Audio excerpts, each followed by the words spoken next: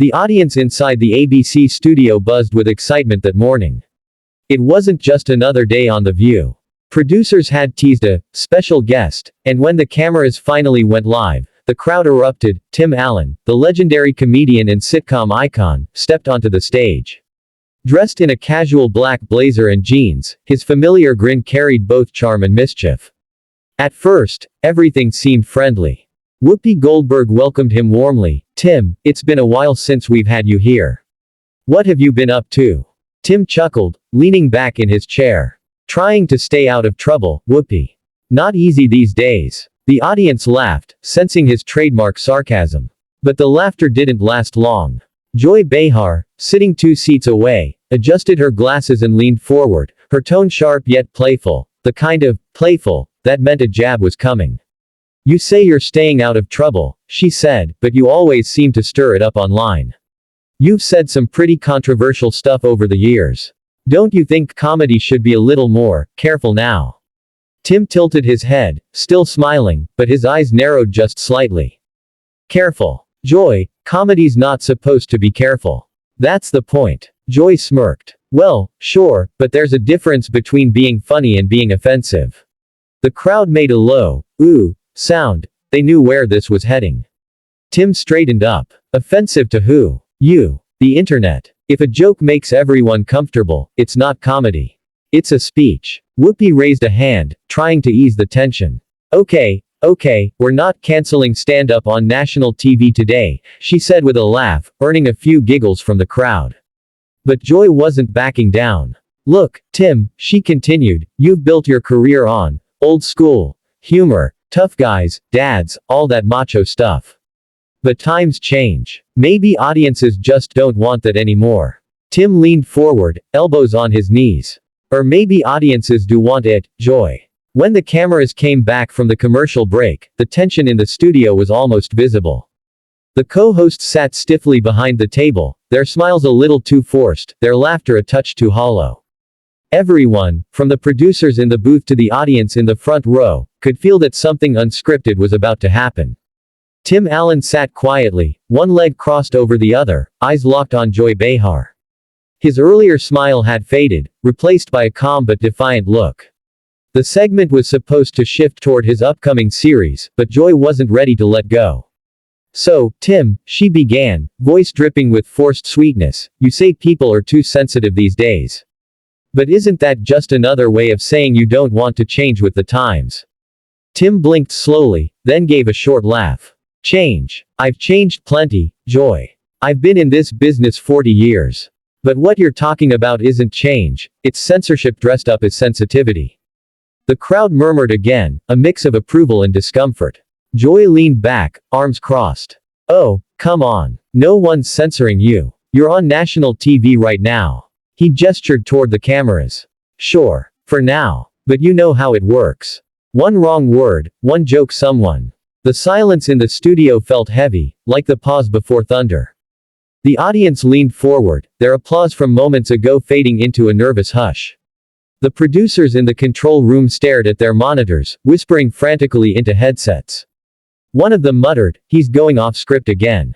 But it was too late, the cameras were live, and Tim Allen wasn't finished. He took a deep breath, looked right at Joy Behar, and said calmly, "You know, Joy, it's funny, I came here to talk about my show, not to defend my career. But somehow, here we are again, talking about what people should and shouldn't say." Joy crossed her arms. "Well, that's part of the conversation, Tim. You can't just." He cut her off gently, but firmly. "I can, and I will. Because I'm tired of comedians being treated like villains for doing what they've always done, tell the truth in a way people can laugh at." A ripple of applause spread through the audience. It wasn't loud, but it was enough to shift the energy in the room. Whoopi Goldberg tried to jump in, her voice calm and measured. "Tim, I get where you're coming from. I really do. But we've all seen what happens when people cross certain lines on TV. It can blow up careers." Tim nodded. "Yeah, Whoopi, you're right. But maybe the reason it blows up is because we've all gotten scared. You, me, everyone sitting here. Scared of the noise, of Twitter, of the headlines, of the outrage. But comedy isn't supposed to be safe. It's supposed to make people uncomfortable. That's how you start real conversations. The crowd responded this time, loud applause, even a few cheers. Joy shifted in her chair, clearly irritated. Okay, but let's be honest, she said sharply, you've made jokes that weren't just uncomfortable. Some of them were just plain mean. Tim smiled faintly. Yeah, maybe. Comedy isn't perfect, and neither am I. But I'd rather make a bad joke than say nothing at all. The room went quiet again. Sarah Haynes tried to steer the segment back toward lighter territory. All right, before we all lose our jobs, Tim, she said with a nervous laugh, tell us about the new show. It's called Last Call, right? Tim chuckled. Yeah, Last Call. It's about a guy who runs a small bar in a world where everyone's afraid to talk honestly. Sound familiar? Even Whoopi laughed at that one, but Joy rolled her eyes. Wow, subtle, she muttered. Tim looked at her and grinned. You'd be surprised how many people come up to me and say they miss when comedians just made them laugh, not worry if they were saying the wrong thing. Joy fired back, or maybe they just miss when no one called them out. That did it. Tim leaned forward, resting his elbows on the table, his voice dropping lower, serious, almost raw. No, Joy. They miss when laughter brought people together. You think I do this because I want attention? No. I do it because when you make someone laugh, for a split second, all the anger and politics and labels disappear. They're just human. That's the power of comedy. And that's what we're losing. There was no comeback from Joy this time. She looked down at her cue cards, lips pressed tight. The crowd broke into applause again, louder now, more genuine. Even Whoopi gave a small nod of respect. Tim sat back, his expression calm but intense. You can disagree with me all you want. The applause faded, but the energy in the studio didn't.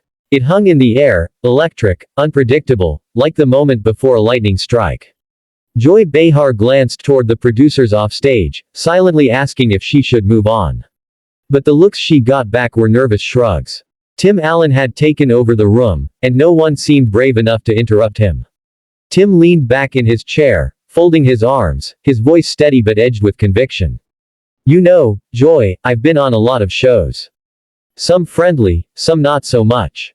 But I'll tell you this, the reason people stop coming to shows like this isn't because they're scared to talk. It's because they're tired of being talked at. The crowd clapped again, sensing another moment was coming. Joy forced a laugh. Oh, come on, Tim. You're on The View. We talk with people, that's the point of the show. He raised an eyebrow. Is it? Because it feels more like a debate than a conversation. You don't invite people here to share their view, you invite them so you can challenge it. Sarah Haynes sighed softly, rubbing her temples, while Whoopi tried to find the middle ground. Look, Tim, she said, this table's always been about strong opinions. You know that. You've been around this industry long enough to expect pushback. Pushback's fine, Tim replied. That's part of the game. But when pushback turns into mockery, or moral lectures, you stop getting truth, you get fear. And fear kills honesty. A murmur ran through the audience again, some nodding, some frowning, but everyone listening. Joy, visibly frustrated now, tried to lighten her tone but couldn't hide her irritation. So what, you want us all to just sit here and laugh at everything you say? Tim smiled thinly. No, I want you to listen. You don't have to agree, you don't even have to like me. But at least hear me. That's what's missing in this country, not laughter, not kindness, but listening. The audience burst into applause again, longer this time. Joy's jaw tightened as she glanced at the clock. The segment was running way over time, but the producers didn't dare cut away. Whoopi turned toward Tim, her tone softer. You know, I think what you're really saying, Tim, is that comedy's supposed to start conversations, not end them. Tim nodded. Exactly. When I was coming up, people laughed together even when they disagreed. We made fun of everything, politicians, religion, gender, race, because deep down, we knew laughter was how we faced our differences. Now, everyone's scared to even try. We've replaced laughter with outrage. The words hit the audience hard. The applause this time was steady, sincere, not just from fans of Tim, but from people who understood the weight of what he said. Joy leaned forward, eyes narrowed.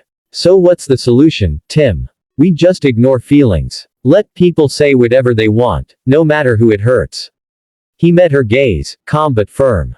No, Joy. The solution is to stop assuming bad intent in everyone who says something you don't like. Sometimes a joke is just a joke. Sometimes it's a truth wrapped in laughter.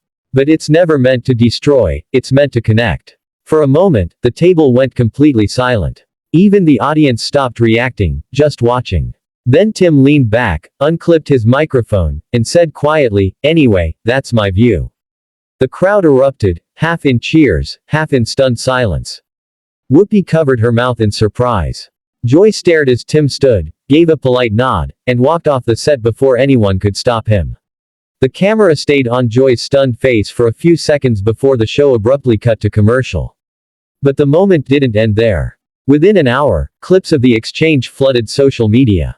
The hashtag Tim Allen Unfiltered began trending. Viewers were split, some calling him brave, others calling him arrogant. But one thing everyone agreed on: Tim Allen had said what millions had been too afraid to, and he did it live, right in the heart of daytime TV. The next morning, the internet was on fire. The moment Tim Allen walked off The View had gone viral overnight. Every major outlet, from entertainment blogs to political news sites, was talking about it. Headlines screamed across social media. Tim Allen shuts down Joy Behar, walks off live TV.